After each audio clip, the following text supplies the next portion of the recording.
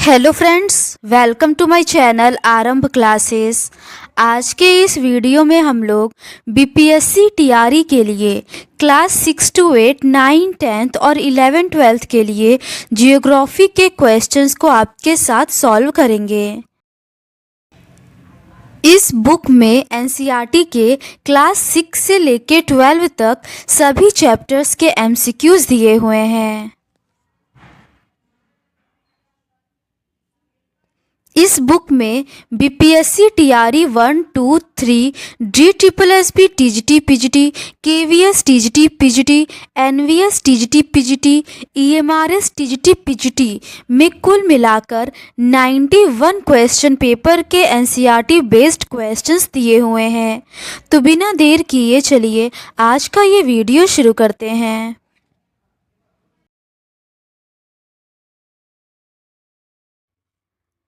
आज के इस वीडियो में हम लोग भारत की भौगोलिक स्थिति के रिमेनिंग क्वेश्चंस का डिस्कशन आपके साथ करेंगे।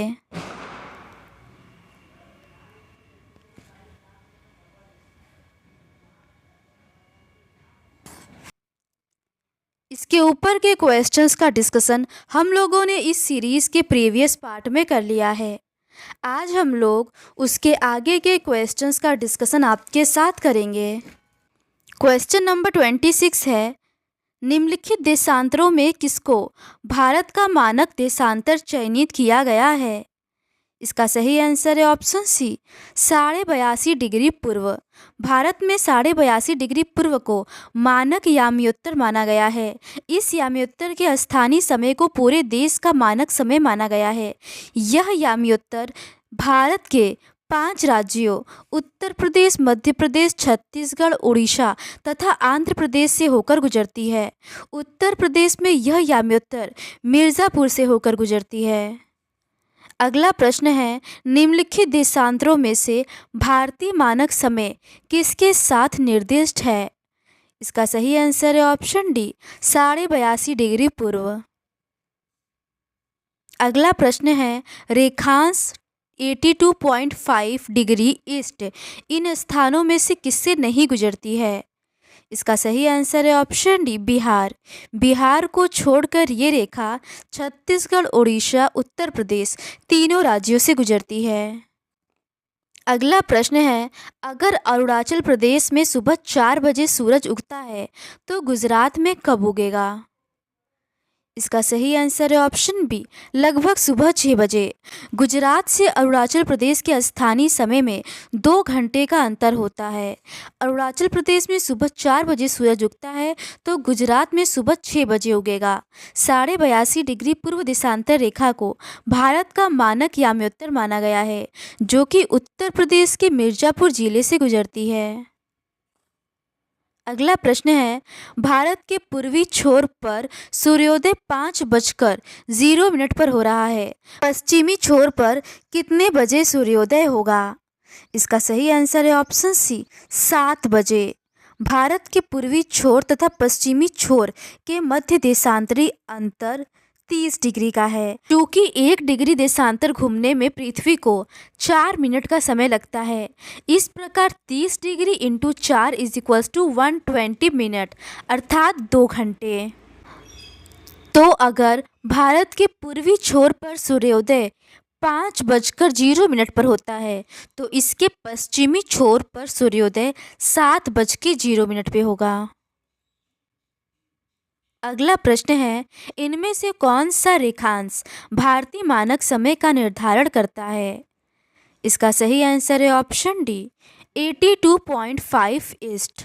भारत के मानक समय का निर्धारण 82 डिग्री 30 मिनट पूर्व से किया जाता है, जो मिर्ज़ापुर से गुजरती है। भारतीय मानक समय ग्रीनविच माध्य समय से 5.5 घंटे आगे है। जब हम 0 डिग्री अक्षांश से पूर्व या पश्चिम में जाते हैं तो समय बढ़ता या घटता है। इसका निर्धारण 1 डिग्री देशांतर = 4 मिनट के रूप में किया जाता है। आगे के प्रश्न संघ एवं राज्य क्षेत्र से संबंधित है। क्वेश्चन नंबर 32 है, कब लकवा द्वीप, मिनिकॉय तथा अमीन द्वीप का नाम बदलकर लक्षद्वीप रखा गया? इसका सही आंसर है ऑप्शन है 1973 में। लका द्वीप, मिनिकॉय तथा अमीन द्वीप का नाम 1973 में बदलकर लक्षद्वीप रखा गया। यह 32 वर्ग किलोमीटर के छोटे से क्षेत्र में फैला है। कवरत्ती द्वीप लक्षद्वीप का प्रशासनिक मुख्यालय है। अगला प्रश्न है, पिट्टी द्वीप जहां मनुष्य का निवास नहीं है, किसके लिए जाना जाता है? इसका सही आंसर है ऑप्शन बी, पक्षी अभयारण्य।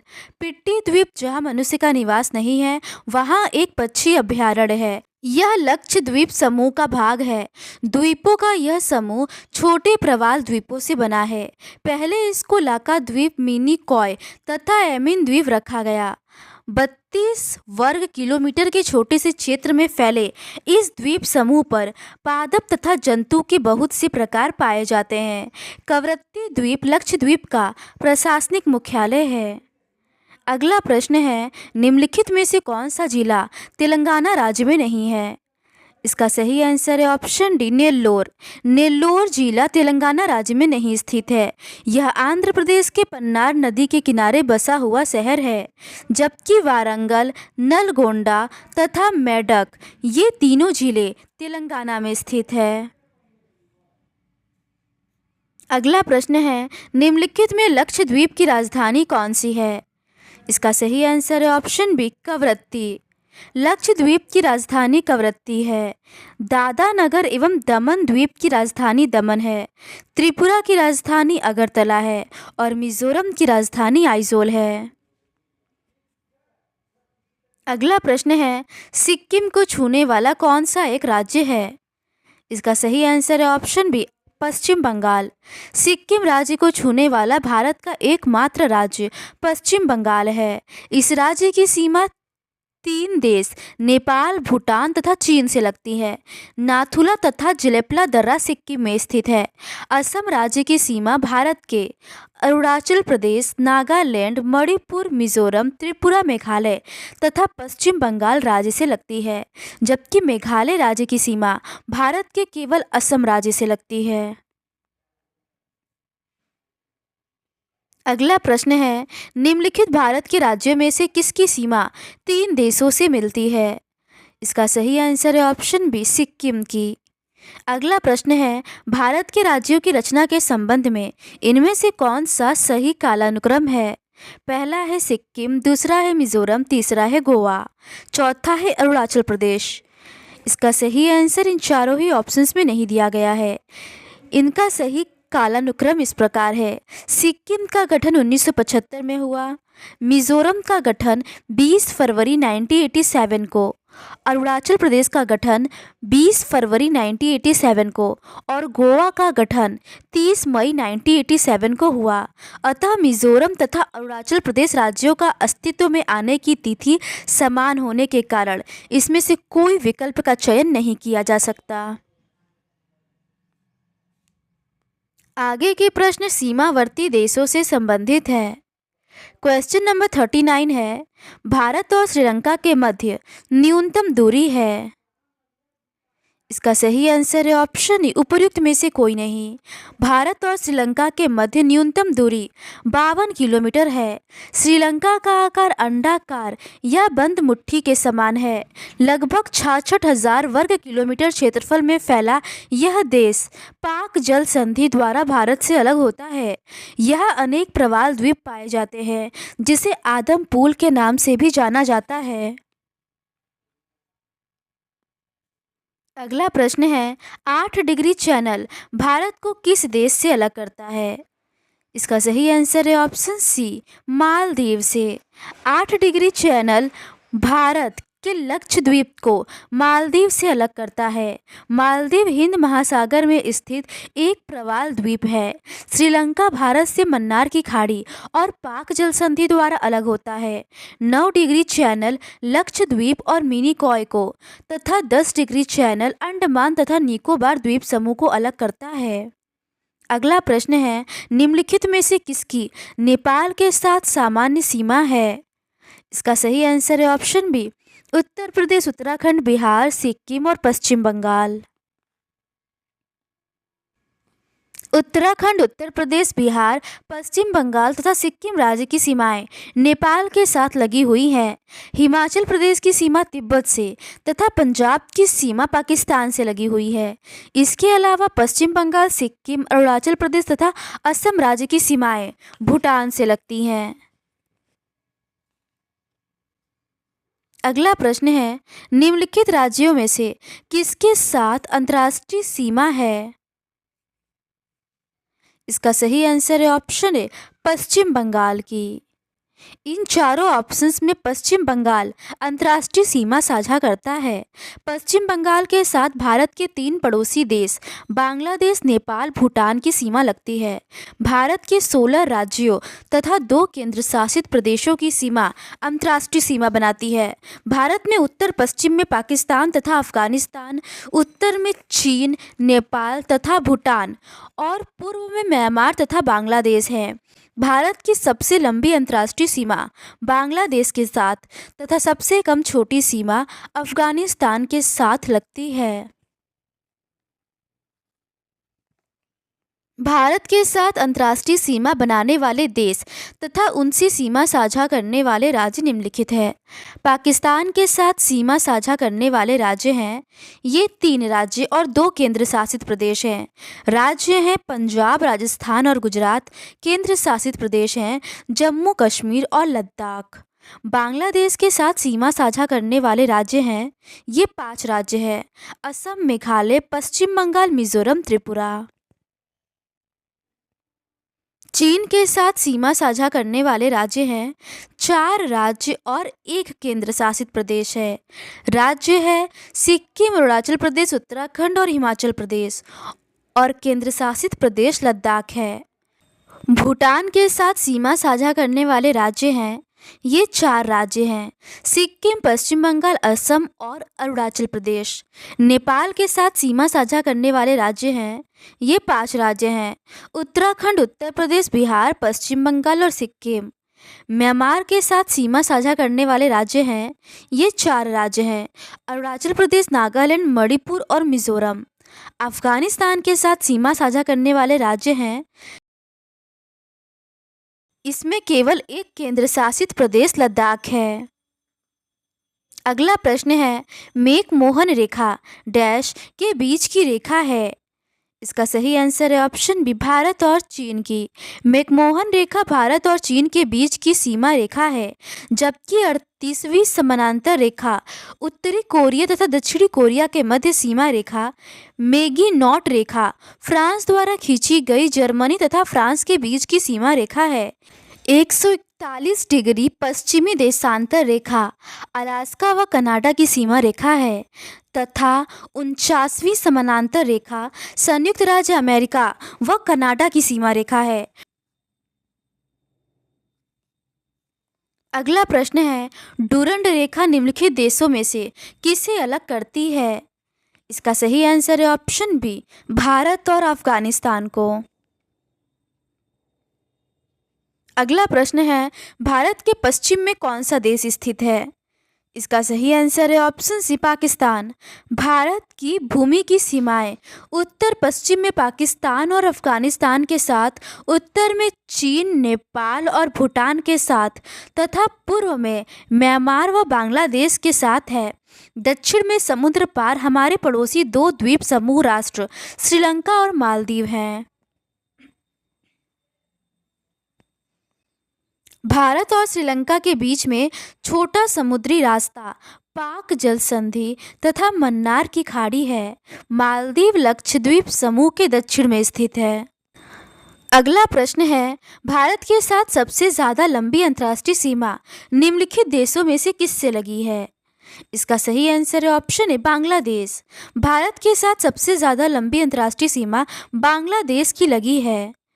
भारत चीन की सीमा 3488 किलोमीटर, भारत पाकिस्तान की सीमा 3323 किलोमीटर, भारत नेपाल की सीमा 1751 किलोमीटर, भारत म्यांमार की सीमा 1643 किलोमीटर, भारत भूटान की सीमा 699 किलोमीटर और भारत अफगानिस्तान की सीमा 106 किलोमीटर है।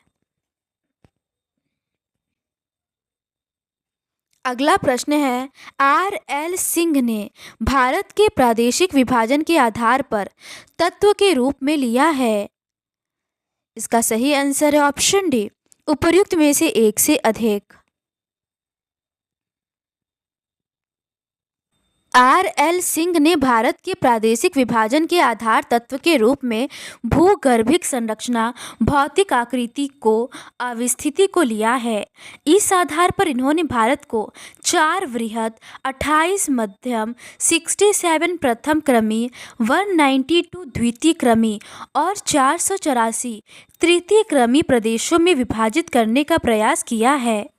अगला प्रश्न है, गैंगेटिक गल्फ, जिसे अब बंगाल की खाड़ी के रूप में जाना जाता है, को पहली बार डैश द्वारा आलेखित किया गया था। इसका सही आंसर है ऑप्शन बी, टालमी। गंगेटिक गल्फ, जिसे अब बंगाल की खाड़ी के नाम से जाना जाता है, को पहली बार टालमी द्वारा मानचित्र में प्रदर्शित किया गया था। टालमी ने गंगा एवं उसकी सहायक नदियों का स्रोत हिमालय में ही अंकित किया था। इन्होंने भारत के पश्चिमी तट को उत्तर से दक्षिण दिशा में सही अनुमानित किया व ताबरोबान को पश्चिमी तट के विपरीत स्थित दर्शाया था। अगला प्रश्न है, निम्नलिखित प्रदेश को पूर्व से पश्चिम में आने के लिए जोड़ा गया सही क्रम क्या है? पहला है मुर्शिदाबाद, दूसरा है गोरखपुर, तीसरा है भोपाल, चौथा है भावनगर। इसका सही आंसर है ऑप्शन सी, पहला, दूसरा, तीसरा और चौथा। निम्नलिखित प्रदेशों का पूर्व से पश्चिम सही क्रम इस प्रकार है, मुर्शिदाबाद पश्चिम बंगाल, उसके बाद गोरखपुर उत्तर प्रदेश, उसके बाद भोपाल मध्य प्रदेश और सबसे अंत में भावनगर गुजरात। अगला प्रश्न है, भारत में केवल सक्रिय ज्वालामुखी डैश में स्थित है। इसका सही आंसर है ऑप्शन डी, बैरन द्वीप। बैरन आइलैंड नामक भारत का एकमात्र जीवंत ज्वालामुखी निकोबार द्वीप समूह में स्थित है। यह द्वीप असंगठित कंकड़, पत्थरों तथा गोलास्मों से बना है। अंडमान निकोबार द्वीप समूह की मुख्य पर्वत चोटियों में सैंडल चोटी, माउंट डिओवोली, माउंट कोमोब और माउंट थुइलर शामिल है। अगला प्रश्न है, निम्नलिखित में से कौन सा द्वीप भारत का पड़ोसी नहीं है? इसका सही आंसर है option B, East Timor. Timor Leste या ईस्ट तिमोर द्वीप भारत का पड़ोसी द्वीप नहीं है। यह द्वीप ऑस्ट्रेलिया तट के तिमोर सागर के उत्तर में स्थित है, जबकि श्रीलंका तथा मालदीव भारत के पड़ोसी 2 द्वीप समूह राष्ट्र हैं। भारत और श्रीलंका के बीच में छोटा समुद्री रास्ता पाक जल संधि और मन्नार की खाड़ी है। मालदीव लक्षद्वीप समूह के दक्षिण में स्थित है। अगला प्रश्न है, रत्नाकर प्राचीन भारतीय भूगोल का एक शब्द है, यह किसका वर्णन करता है? इसका सही आंसर है ऑप्शन सी, हिंद महासागर का। रत्नाकर प्राचीन भारतीय भूगोल का एक शब्द है, यह हिंद महासागर का वर्णन करता है। हिंद महासागर में किसी भी देश की तटीय सीमा भारत जैसी नहीं है। भारत की इसी महत्वपूर्ण स्थिति के कारण एक महासागर का नाम इसके नाम पर रखा गया है।